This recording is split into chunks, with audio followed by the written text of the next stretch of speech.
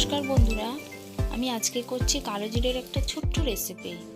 দেখো, আমি কালো জিরেটা নিয়ে নিয়েছি আর এর সাথে কয়েকটা রসুন আর কয়েকটা কাঁচা লঙ্কা নিয়ে এটা আমি পেস্ট করে নেব।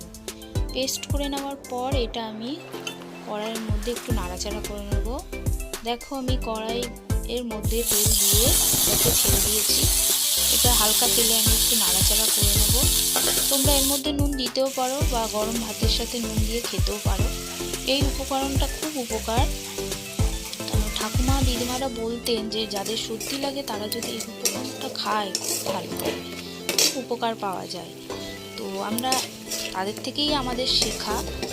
আর এটা শুধু একটু হালকা তেলে নাড়াচাড়া করে নিতে হবে। তো এই উপকরণটা কারা কারা খেয়েছো বন্ধুরা আমি জানি না। তো এই উপকরণটা তোমরা গরম ভাতে খেয়ে দেখবে, খুব উপকার। দেখো, আমার রেডি কালো জিরে বাটা রেসিপিটা।